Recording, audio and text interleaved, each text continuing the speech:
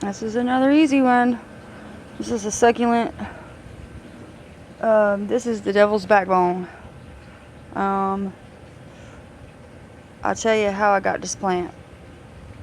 I was going to a friend of mine's house, and she had a pot in the front yard with some of these in it, and I snapped off a couple pieces, took it home, just stuck it right down in the ground. And that was a few years ago. I have it all over the backyard everywhere. So that's another plant that you don't have to even tend to. I have not done nothing with it. It's been in these things since I started just snapping them off, poking them in the ground, snapping them off, poking them in the ground. A lot of times you will want to wait for it to scab over. It does hold that milk inside, but it's super, super easy. This one's variegated. That one's a regular.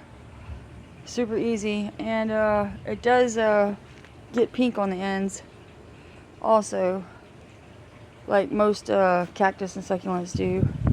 Yeah, I haven't even done. I might water it every now and then, but usually I don't even water it.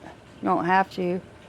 But yeah, that's another multiplying plant. It just multiplies on its own. I like to do stuff like this and trade plants off. I should put a trader app for people in your area to congregate and trade pieces of plants off, because for one, the nurseries and stores, they're just outrageous on stuff like this that's super, super easy, that multiplies and grows on its own. They'll want an arm and a leg for it, you know. So yeah, I always try to get things that will multiply on their own, so I'll never run out. I got some over here and there, so if something ever happened to these containers, I can still make it happen and come back with a whole nother big container full like this. Super easy. And the thing about it is that there's not a whole lot of things out here in Florida that you could put in the full sun and just leave it, but of course succulents and cactuses are one of them. This thing, this pencil plant, dude, I got these all down the side. I started off with one.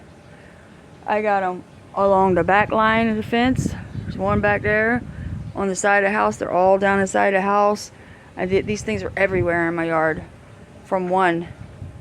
And you can make like the little baskets and stuff, and you know, it's the same thing with this. It's got the milk in it, so you want to clip it, let it scab over, and then stick it in the ground. You don't even have to have any rooting hormone or anything for it. It just goes.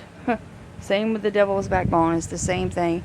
And actually, believe it or not, I don't even know where it's at. I think I pulled it up because I was replanting stuff around here.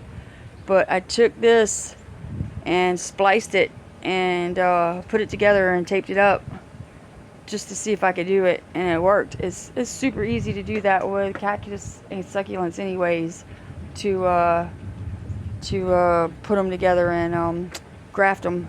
So yeah, super easy. You wouldn't, something like this you couldn't kill if you wanted to, unless you just overwatered it every day.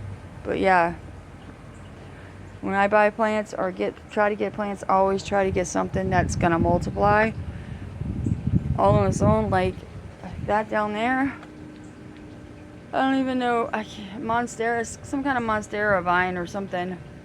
They do so much better when they grow up the tree. Look at that compared. That's the same plant. That is the same as that.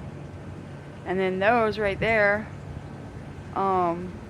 they get much bigger. You got them in a pot, they're little tiny little hearts, but when they grow up on a tree, they get massive. That's why I put that Monstera, the Swiss cheese variegated, same as that, except for I had to douse it with some 7-Dust, but I put it on the tree. This is my first one I've ever gotten that's variegated.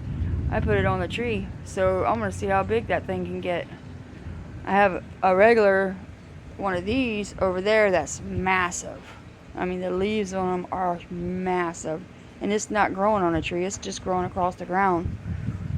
So yeah, it's amazing. That's my thing, is I always try to get something that's gonna just keep going and multiply on its own.